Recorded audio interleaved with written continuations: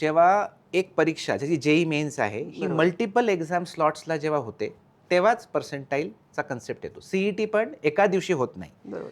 आता यावर्षी साधारण 5.5 लाख काहीतरी मुलं सीईटीला बसणार आहेत. तर सगळ्या 5.5 लाखांची परीक्षा एकाच दिवशी एकाच स्लॉटला एकाच प्रश्नपत्रिकेच्याद्वारे होत नाही. होत नाही. तर सीईटी साधारणपणे पण एक 8-10 स्लॉट्समध्ये होतील. प्रत्येक दिवशी साधारण 60-70 हजार मुलं परीक्षेला बसतील. प्रत्येकाचं प्रश्नपत्रिका वेगळं असणार, डेट वेगळी असणार. पण जेव्हा तुमचं परीक्षा वेगळ्या वेगळ्या एक्झाम स्लॉटला होते तेव्हा असं होतं की कुठल्या तरी एक प्रश्नपत्रिका अवघड असते, कुठेतरी सोपी असते. आता कितीही जरी पेपर सेटर्सने डिफिकल्टी लेवल एका लेवलची करायचा प्रयत्न जरी केला तरी होत नाही. त्याची वेगळी ॲडमिनिस्ट्रेटिव्ह कारणं असतात. कधीतरी एखादा पेपर अवघड असतो. इतके पेपर सगळे शोधायचे असतात, त्याचे प्रश्नपत्रिका बनवायची असतात. अवघड आहे ते. म्हणजे तुम्ही पण जर कधी पेपर सेटिंग केलं असेल लक्षात येईल की तेवढं सोपं नाही आहे आणि त्याच्यामध्ये खूप सब्जेक्टिव्हिटी पण आहे.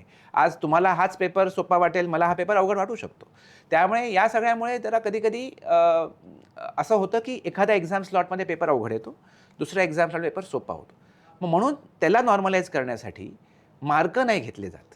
मार्कांना पर्सेंटाईलमध्ये कन्वर्ट केलं आणि पर्सेंटाईलला मग नंतर रँकमध्ये कन्वर्ट केलं जातं. म्हणजे मार्क्स टू पर्सेंटाईल आणि पर्सेंटाईल टू रँक ही प्रक्रिया आहे जेई मेन्स किंवा सीईटी सारख्या अशा परीक्षांमध्ये जिथे मल्टिपल एक्झाम स्लॉटमध्ये परीक्षा घेतली जाते. ओके.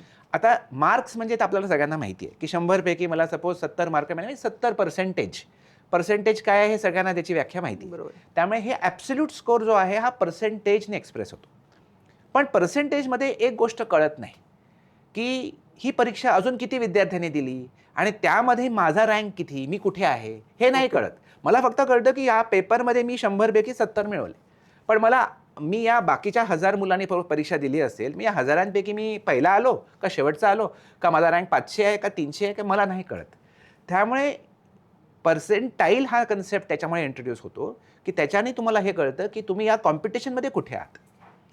तर आता फॉर एक्झाम्पल 1000 मुलांनी परीक्षा दिली आणि मी 100वा आलो. म्हणजे माझ्या मागे किती मुलं आहेत? 900 मुलं आहेत. 900 मुलं. हां, तर पर्सेंटाईल माझी 90 झाली. का झाली? 900 डिवायडेड बाय 1000 मल्टिप्लाइड बाय 100. म्हणजे किती मुलं माझ्या मागे आहेत कॉम्पिटिशनमध्ये divided by total number of students multiply by 100. त्यामुळे 900 मुलं माझ्या मागे आहेत. 900 डिवायडेड बाय 1000 मल्टिप्लाइड बाय 100 90 येतं. तर 90 पर्सेंटाईल म्हणजे 90% मुलं ज्यांनी परीक्षा दिली ते माझ्यापेक्षा मागे आहेत कॉम्पिटिशन.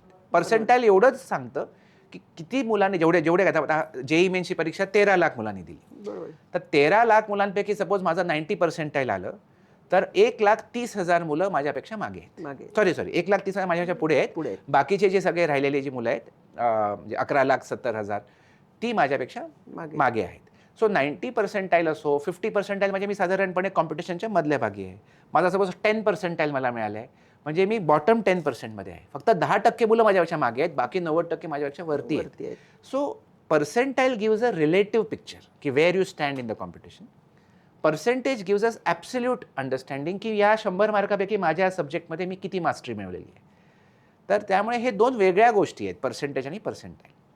तर आता या जेई मेन्स नीटमध्ये आपण मार्कांना पर्सेंटाईलमध्ये कन्वर्ट होतो. पर्सेंटाईलला नंतर मग रँकमध्ये कन्वर्ट केलं जातं. That is how it is. हां, आता जेई ॲडव्हान्स सारखी परीक्षा असेल तिथे पर्सेंटाईल दिली जात नाही कारण जेई ॲडव्हान्स एकाच दिवशी एकच पेपर असतो. तिथे फक्त मार्कांना स्ट्रेट रँकमध्ये कन्वर्ट करतात आणि रँकच दिला जातो. मग रँकच्या बेसिसवरती ॲडमिशन होते. असं साधारणपणे ते आहे. म्हणजे Pune's Pride Sunny's World, Life in Funshine. Resort, weddings, events, restaurants, adventure, wellness. Sunny's World, perfect destination for every occasion.